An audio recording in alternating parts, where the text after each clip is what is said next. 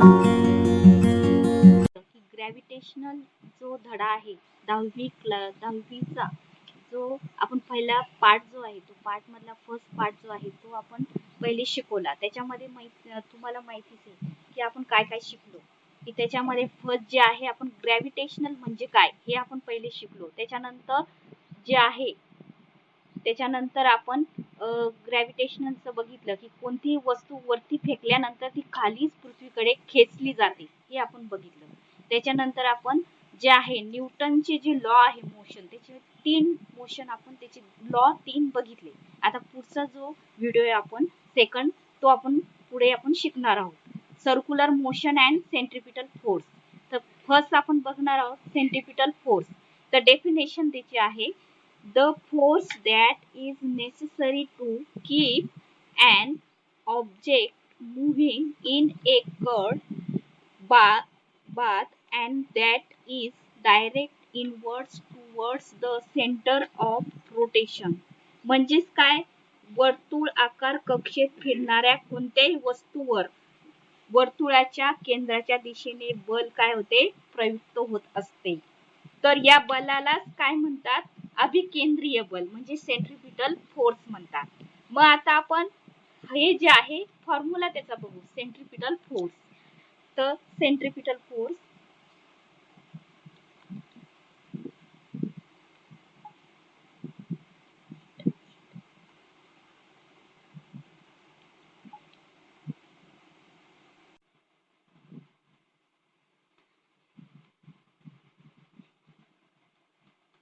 Centripetal force याचा आपण formula बघू. तर हा फॉर्म्युला आहे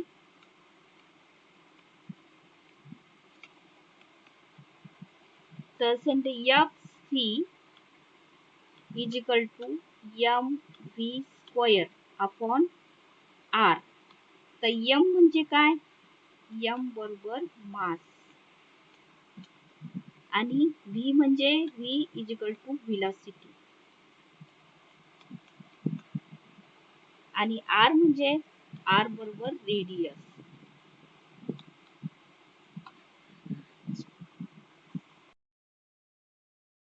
सेंट्रिपिटल फोर्सची डायग्रॅम बघू. या डायग्रॅम वरून एक्सप्लेन करू. हा तर आता हे रोटेशन आहे, सर्क्युलर मोशन आणि हा एक बॉल आहे आणि ही दोरी आहे आपण ही पकडलेली आहे. तर ही रोटेशन मध्ये फिरती आहे. पण आपल्याला सेंट्रिपिटल फोर्स ही डेफिनेशन काय सांगते की वर्तुळाकार कक्षेत फिरणाऱ्या कोणत्याही वस्तूवर वर्तुळाच्या केंद्र दिशेने बल प्रयुक्त होत असते, त्याला सेंट्रिपिटल फोर्स असे म्हणतात. आणि जेव्हा आपण ही दोरी सोडून दिली तेव्हा काय होईल की ती कोणत्या पोझिशनला जाईल, ती जी आहे ती ट्रान्झिशनल डायरेक्शन मध्ये जी आहे तो बाहेर जो आहे बॉल तो बाहेर फेकल्या जाईल.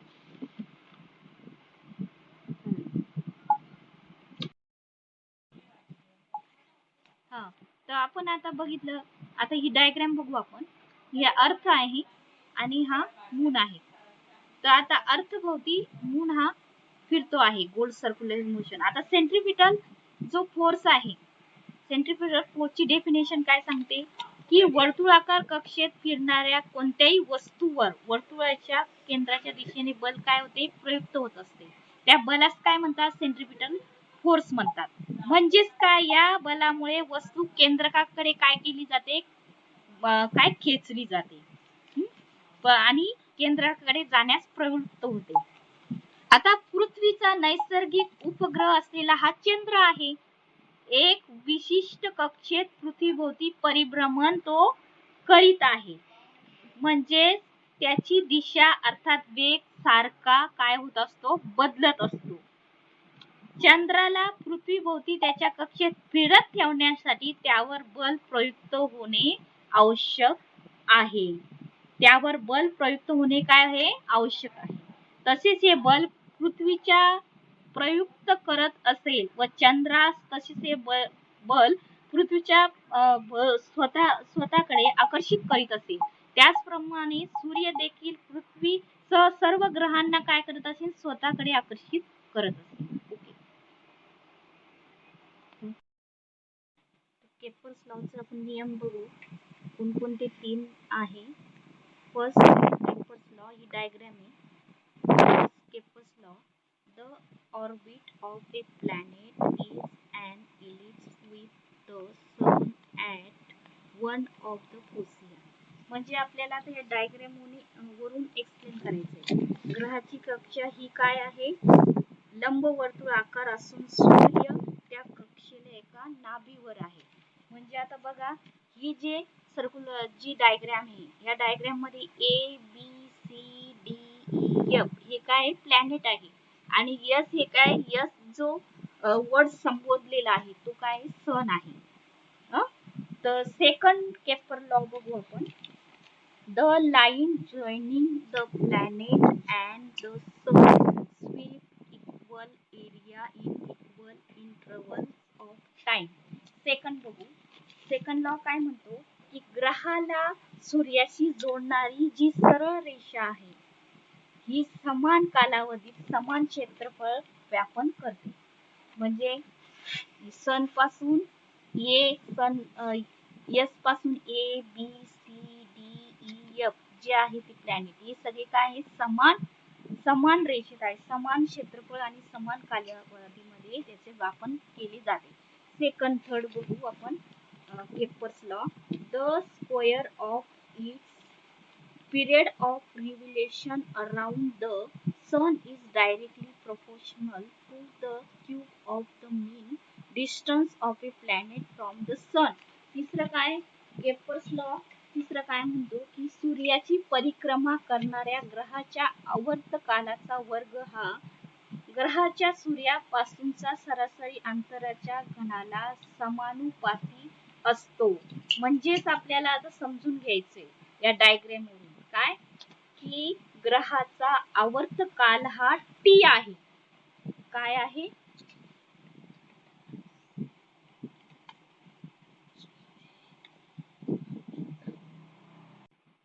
टी आहे. त्याचा जो म्हणजे आवर्त काल हा टी असेल व सूर्यापासून त्याचे अंतर किती आहे? त्याचे अंतर आर आहे. तर आपण आता बघू की आपण हे बघू फॉर्म्युला कसा की T square alpha R cube that is T. आता आपण बघू टी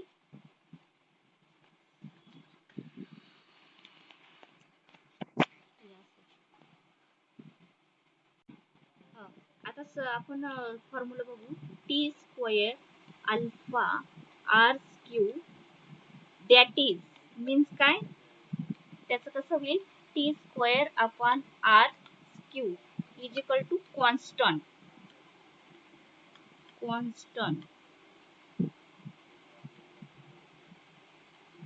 हा. तर इज इक्वल टू के ने आपण दर्शवू. हे काय झालं first equation. Okay.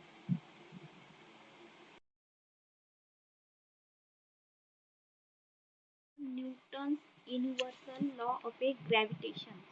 Newton's universal law of a gravitation is usually stated as that every particle attracts every other particles in the universe with a force that is directly proportional to the product of their masses and inversely proportional to the square of the distance between their centers.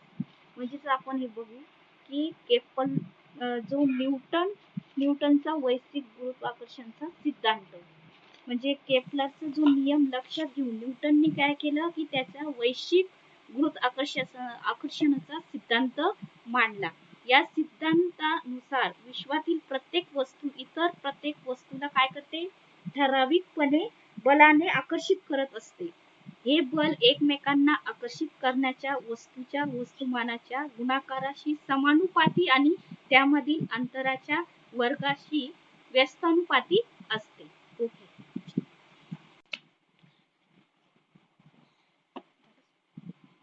पुढे बघू आपण.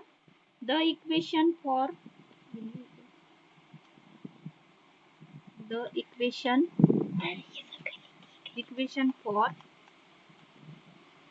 universal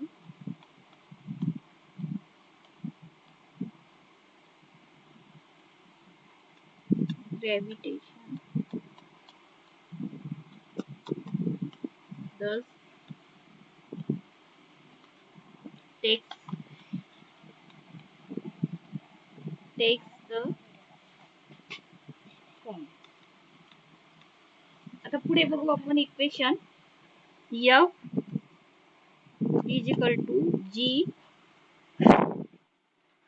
m1 m2 upon r square. पुढे बघू आता F म्हणजे काय. हा मुलांनो, आता मी हे इरेज करते आहे. तुम्हाला स्क्रीनशॉट काढायचा असेल तर काढून घ्या.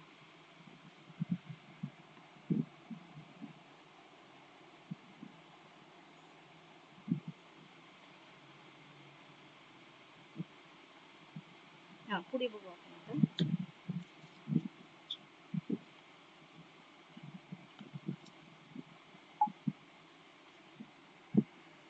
F is equal to G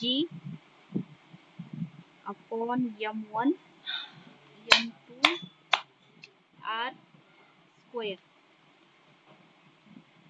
F is equal to F is the kind. F is the gravitational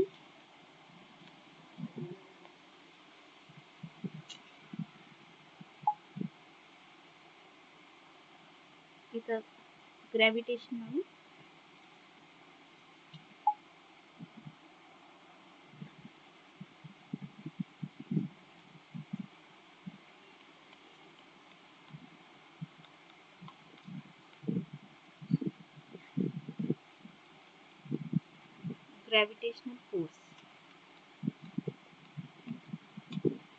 पुढे बघू आता. G is equal to gravitational constant.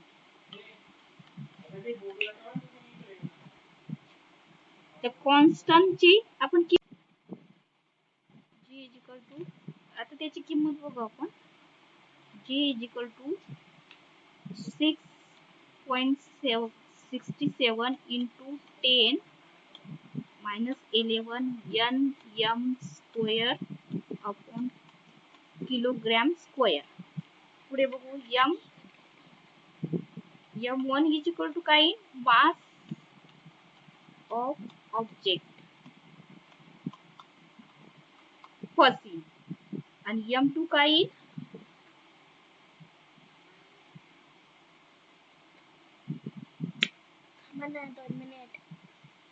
आता मुलांना मी हे कट करते. तुम्हाला स्क्रीनशॉट काढायचा असेल तर काढून घ्या.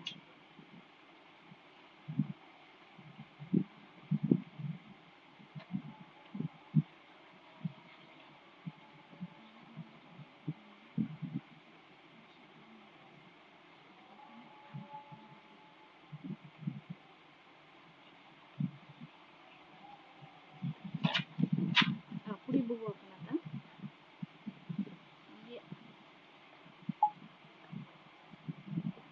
m2 is equal to mass of object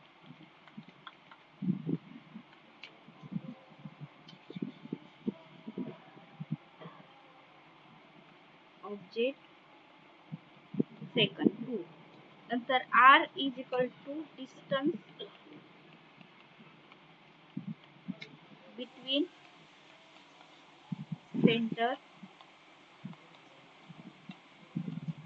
of the masses. Okay.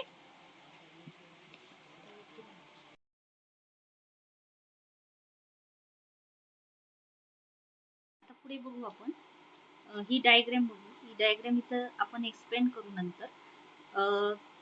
हे बघा, show two object with masses m1 and m2 kept at a distance d from each other. Mathematically, the gravitational force of attraction between these two bodies can be written as. तर आता याच्यावर बघू आपण की ही diagram बघू. तर आता ही diagram मी काढली इथं. तर आता इथं M1 आणि M2 हे काय आहे, टू ऑब्जेक्ट आहे. M1 एक ऑब्जेक्ट आहे फर्स्ट आणि M2 हे सेकंड ऑब्जेक्ट आहे. आता या दोन्ही मध्ये डिस्टन्स काय दर्शवलेले आहे, D या D ने दर्शवलेलं आहे. आता पुढे बघू आपण मॅथमॅटिकली की याचं इक्वेशन कसं तयार होतं. F alpha M1 M2 upon D square म्हणजेच काय तयार होईल, F is equal to G M1 M2 upon D square म्हणजेच इक्वेशन 2 झालं तयार. ओके.